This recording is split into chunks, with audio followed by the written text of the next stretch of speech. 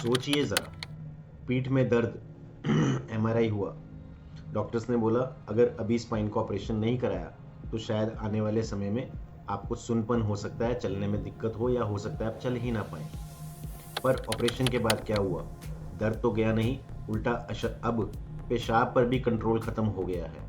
हाथ पैरों में सुनपन, जलन, करंट जैसा दर्द और धीरे धीरे दोनों पैरों ने साथ छोड़ दिया। अब पेशेंट खड़ा भी नहीं होता। ऐसे कितने परिवार रो रहे हैं और सिर्फ एक ही सवाल पूछते हैं, गलती कहाँ हुई? यह जानने के लिए हमारा आगे का वीडियो देखिए और आगे मैं आपको काफ़ी सारी ऐसी टिप्स भी दूंगा कि आप इस बीमारी में ना उलझें। सर मेरे ना हाथ पैर दोनों सुन है सर। पहले क्या सुन हुआ था? सर हाथ और पैर दोनों ही सुन हो गए सर। इकट्ठे ही हुए थे? पीछे वाला पिछवाड़ा सुनना और कमर सुन है सारी जी। नहीं, इकट्ठे ही सुन हुए थे। हाँ जी, इकट्ठे ही सुन हुए थे क्या? नहीं सर, पहले कमर जाम होनी शुरू हुई थी सर मेरी जी। पहले कमर में हुआ था। अच्छा, L4 L5 में आ रहा है आपके ना? हाँ सर, मैंने हिप रिप्लेसमेंट। हाँ जी, कोई चोट लगी है? सर गिरा था मैं बाइक से जी। अच्छा, कब की बात है ये अंदाजा? ये 4 महीने पहले, 6 महीने 7-8 महीने हो गए इसको जी। अच्छा उसके बाद मैं ऑपरेशन करवाया, हिप रिप्लेसमेंट जी। अच्छा। तो वो बोले, मैंने उनको बोला सी मेरी कमर और हाथ सुनना है, वो बोले कि हिप चेंज होएगा तो ठीक हो जाएगा। तो उसके बाद तो ज्यादा ही सारा ही सुन हो गई, कुछ भी नहीं काम कर रही। नहीं, कितना काम करता है एक बार दिखाओगे? ये देखो ना, ऐसे ना अभी कोई वजन नहीं पकड़ते जी ये हाथ। मतलब नहीं, इतना हिस्सा सुन है? हाँ, उंगली ये स्वेलिंग हाथों में जी बिल्कुल ज्यादा जी। अच्छा पैरों में स्वेलिंग है जी। ठीक है। और ना ही कमर से पता लगता, और जैसे भी बाथरूम या लैट्रिन में जाना उसका भी पता नहीं लगता जी, भी निकल जाती है जी। अच्छा, यूरिन भी अपने आप निकल जाता है? हाँ, अब 2 दिन से निकलने लगे अपने आप जी। ठीक है। और वैसे चल पाते हो? नहीं, 1 कदम भी नहीं चल पाता जी मैं। अच्छा, जरा एक बार कैमरा पीछे करवा के एक बार देखो, क्या पैर उठा लेते हो? पैर उठा लेते हो? है जी, उठा लेते हो पैर? पैर उठा लेता हूँ जी। तो चलते हुए क्या नीचे सुनपन आता है? चलते हुए सर कमर ही से ही नहीं चला जाता जी, पैर इधर उधर अपने आप चले जाते हैं जी। अच्छा, कमर में भी आ गया दिक्कत? जी, कमर से ही नहीं चला जाता, ना खड़े हो जाता जी। और जैसे खड़े होते तो बैलेंस नहीं बनता जी, चल खड़े होने का जी। अच्छा, खुले का क्यों कराया आपने? वो बोले ये दोनों की सगें खराब हो गई जी। अच्छा, हाँ जी। चलो कोई बात नहीं। तो अभी मतलब पैरों में भी सुनपन है, हाथों में भी सुनपन है? हाँ जी। ठीक है। और साथ में अब पेशाब में भी कंट्रोल खत्म होता जा रहा है? हाँ जी सर।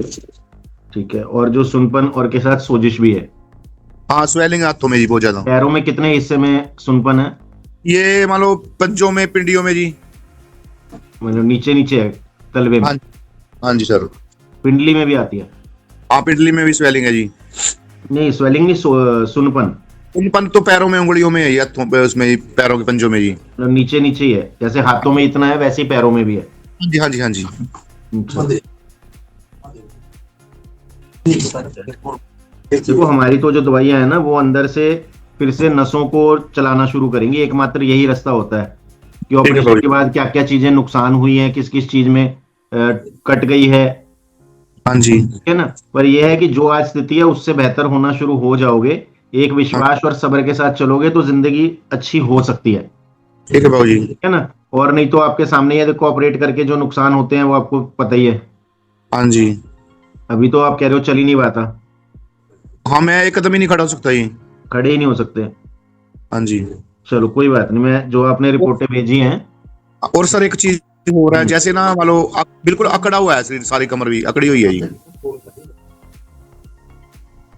लचीनापन तो है ही नहीं है जी। कमर में अकड़न ज्यादा है? जी, बहुत ज्यादा अकड़न है जी।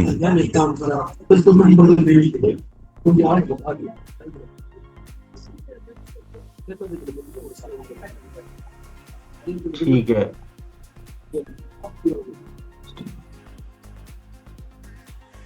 ये जो आपने एमआरआई भेजी है 8 अक्टूबर की है, ये जो हाँ जी सर। एमआरआई भेजी हुई है ये 8 अक्टूबर की है, तो इससे पहले हुआ था ऑपरेशन? ये ऑपरेशन तो 6 महीने में हुआ था सर। तो ऑपरेशन के बाद की रिपोर्ट है ना ये? हाँ जी सर। अच्छा, इसमें कई जगह पे आपके हड्डियों में डिफेक्ट आ रहा है, ऊपर से लेके कमर वाली और नीचे जितनी है वो सभी में हाँ आ रहा है डिफेक्ट। ठीक है ना, सर। कोई बात नहीं, दवाइयां इतनी काम कारगर होती हैं कि इसको सही करना शुरू करेगी। ठीक है ठीक है, मैं एक बार आपकी रिपोर्टें देख के और फिर मैं आपको दवाई के लिए कॉल करवाता हूँ इधर से। और कुछ पूछना है तो बताइए। कोई नहीं बहुत सर। परहेज है नहीं, हमारा खाने पीने का कोई परहेज नहीं है। ठीक है हमारा सर। खाने पीने का परहेज नहीं है। और जब आपको लगेगा थोड़ा सा हिम्मत आने लगी है चलने में, तो जल्दबाजी नहीं करनी। ठीक है सर। ठीक है, हाथों की तो कोई दिक्कत नहीं है, उसमें तो सुनपन में फर्क आएगा, तो जैसे मर्जी आप कर सकते हो।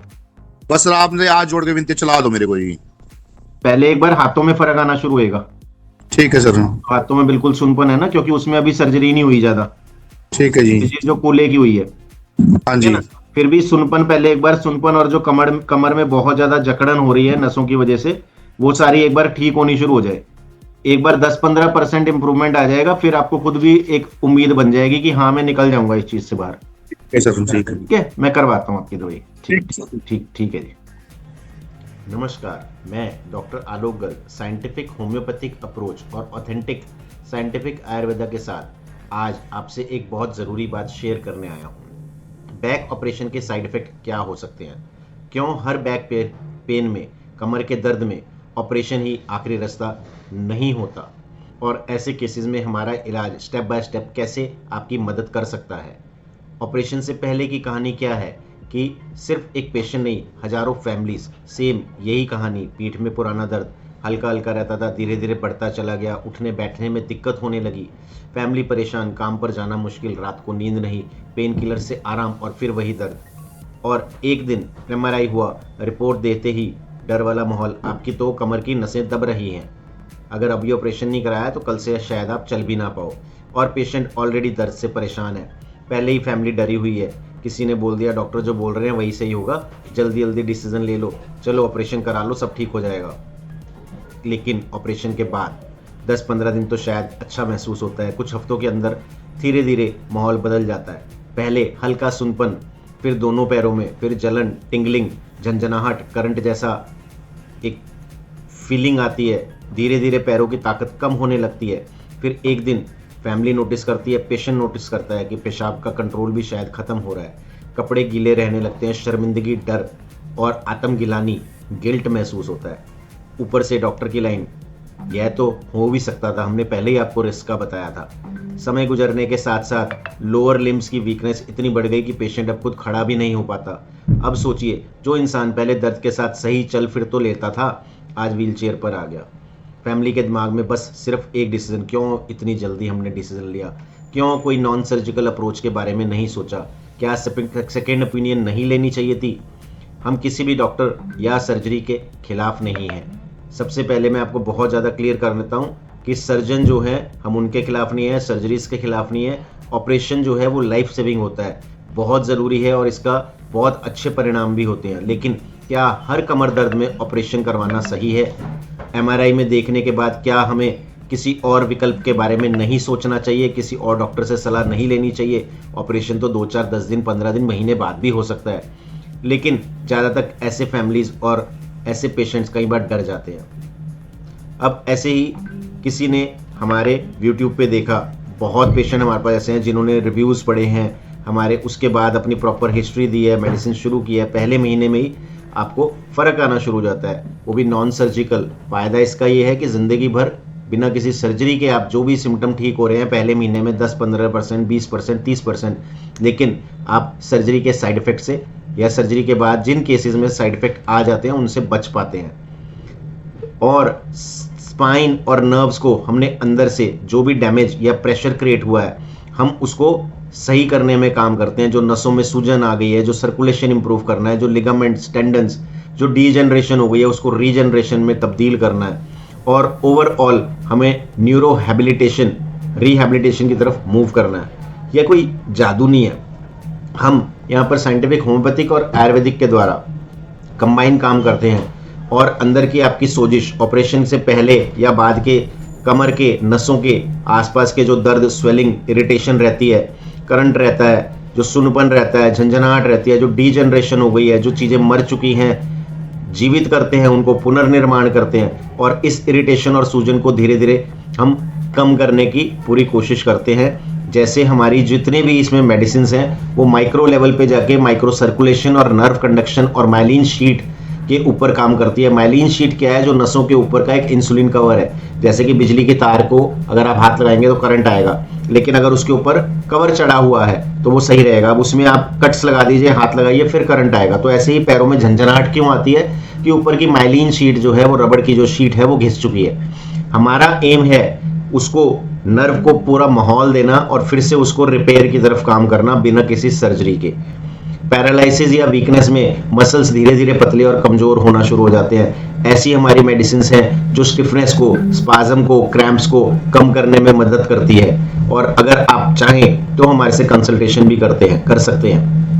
यूरिन कॉन्टिनेंस सिर्फ एम्बैरेसमेंट नहीं है, एक बहुत बड़ी मेडिकल एंड इमोशनल प्रॉब्लम भी है। यहाँ पर भी हमारी मेडिसिन क्योंकि अंदर नसों पे काम करती है तो इसमें भी बहुत ज़्यादा इंप्रूवमेंट देखने को मिलता है। ऐसे केसेस में सिर्फ शरीर नहीं, दिमाग भी टूट जाता है। दर्द, दुख, घबराहट, एंजाइटी, आत्मगिलानी, डिप्रेशन, नींद ना आना, सब धीरे धीरे ठीक होना शुरू हो जाता है।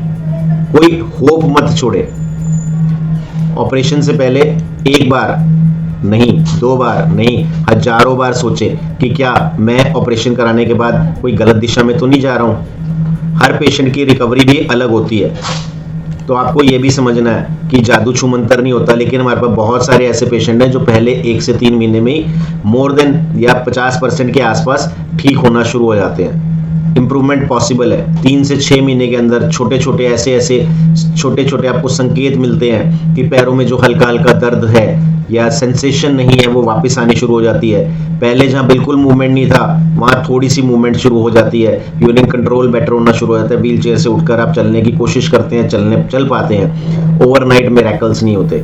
जी हाँ, आपको भी सब्र के साथ चलना है। हम सिर्फ इतना कह सकते हैं कि आपने अगर एक्सरे, MRI कुछ कराया है, उसमें डिस्क की कोई प्रॉब्लम है तो सिर्फ ऑपरेशन के चक्कर में ना रहें। L4, L5, S1 में अगर कोई डीजेनरेटिव चेंजेस आ गए हैं, अगर कोई कंप्रेशन आ रही है तो हमारी सलाह ले सकते हैं टोटली फ्री ऑफ कॉस्ट। आप हमारे पास हमारे व्हाट्सएप नंबर 9355 150 9355150150 पर व्हाट्सएप करेंगे तो आपको कंसल्टेशन के लिए फ्री कॉल और डॉक्टर मेरे साथ ही आपकी टोटली 100% फ्री कंसल्टेशन संभव हो पाएगी। अपना पुराना कमर का दर्द भूल जाएंगे आप। हमारे पास काफी ऐसे पेशेंट हैं जो आप हमारे YouTube चैनल पे देख सकते हैं, और कितने डिप्रेशन में केसेस थे या कितने ज्यादा वो एडवांस लेवल पे थे कि वो खड़े भी नहीं हो पाते थे, और अब वो अपनी जिंदगी को सही ढंग से जी पा रहे हैं। सही डायग्नोसिस, सही डॉक्टर, सही इलाज, और सबसे ज्यादा जरूरी है सही उम्मीद। जब तक नब्ज में थोड़ी सी भी जान है तब तक उम्मीद भी जिंदा है। अगर आपको ये यूजफुल लगता है वीडियो तो इसको ज्यादा से ज्यादा लोगों तक भी पहुंचाएं, शायद किसी की जिंदगी का डायरेक्शन बदल जाए।